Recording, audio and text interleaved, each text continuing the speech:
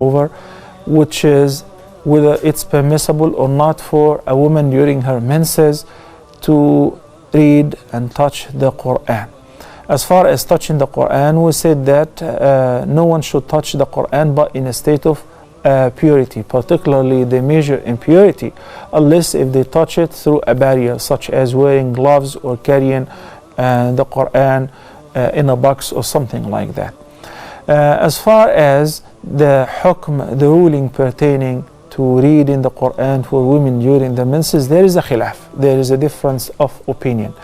The khilaf erupted due to relying on a hadith. After investigating the hadith, we found out that the hadith is a hadith da'if, very weak hadith, collected by Abu Dawood, and it is narrated by Abdullah ibn Umar ibn al-Khattab, may Allah be pleased with him and his father, in which he narrated that the Prophet ﷺ said, لا تقرأوا الحائض ولا الجنوب شيئا من القرآن. So he combined between two cases or two conditions. Al-junub is a person in a state of major impurity, whether it's he or she, such as after experiencing wet dreams due to having sexual discharge or sexual intimate relationship with a complete contact, even without sexual discharge. So these things would require the person to perform ghusl to lift the major impurity. So that was combined, the janaba, with the janaba of the menses in the same hadith. So number one, the hadith is da'if.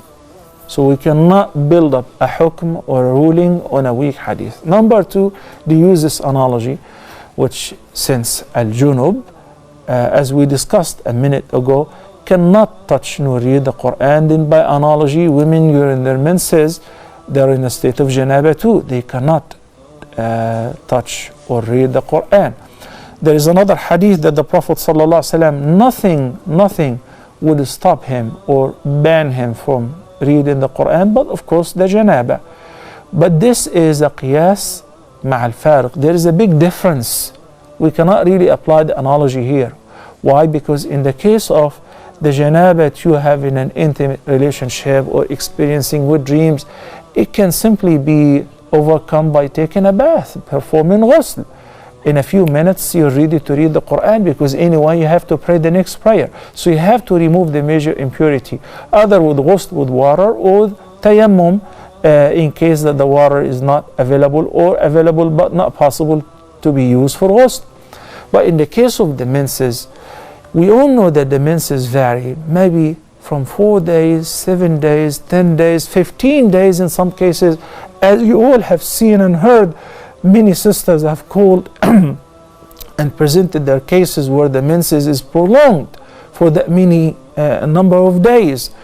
So if a woman is memorized the Quran, or she is either a teacher, a Quranic teacher, religious studies teacher, Islamic studies teacher, or she is a student, she's required to memorize, she's required to revise, she's required to teach.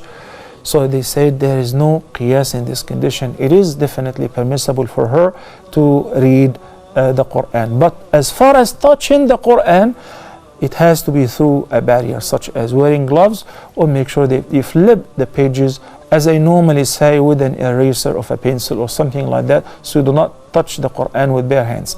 That doesn't apply to the digital devices, iPad, iPhone, tablet, whatever, because this is not a Quran.